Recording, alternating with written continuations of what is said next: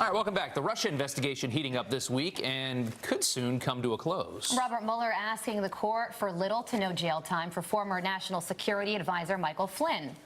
But that still leaves the questions of possible collusion unanswered here. Joining us now to discuss more is Senior Legal Fellow at the Heritage Foundation and former DOJ official Hans von Spakovsky. Hans, thanks so much for coming on this morning. You know, a lot of this is perspective. If you look at it, some people say they look at this and the walls are closing in around the president. Other people say, where's the collusion? It's tough to know what to make of this at this point. What do you think? Well, look, we don't know what evidence Bob Mueller may have that hasn't yet been disclosed. But what we know so far is, frankly, nothing about any attempted collusion. Remember, the Flynn plea deal that's just been announced has to do with him having lied about the content of a conversation he had with the Russian ambassador after the election.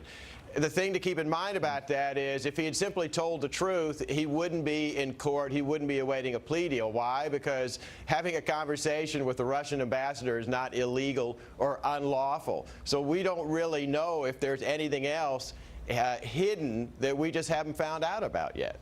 Yeah, and you know, I've read a lot of analysis that says that Flynn's cooperation is a bad thing for Team Trump, but that's assuming that there was collusion. So right. His insight could also point to the fact that nothing bad happened at all. Let's take a look at the charges filed against Michael Flynn, Manafort, and Cohen. As you will soon see, Manafort and Cohen have a lot more to worry about than Michael Flynn. So it looks like things aren't count of making a false statement. Yeah, it looks like things aren't going to be as rosy for Paul Manafort, who's facing a whole lot more. If we could flash those screens up as well. And just a long list right there for Manafort. And then you get down to Cohen, and he's got somewhere in between the two.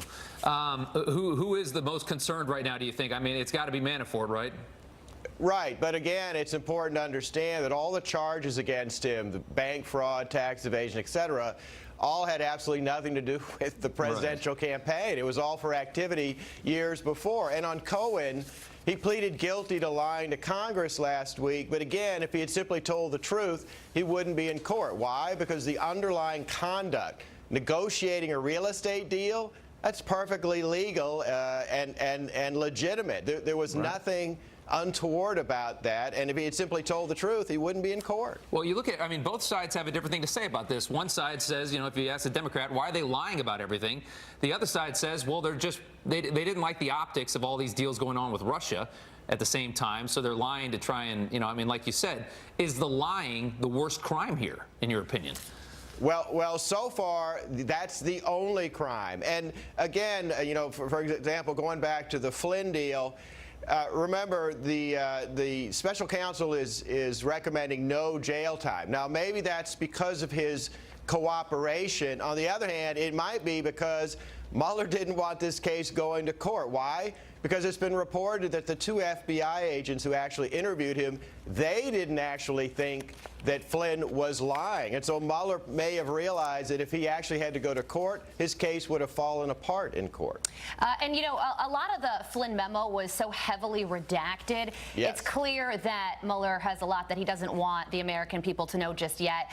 So do you really think this whole thing is wrapping up anytime soon?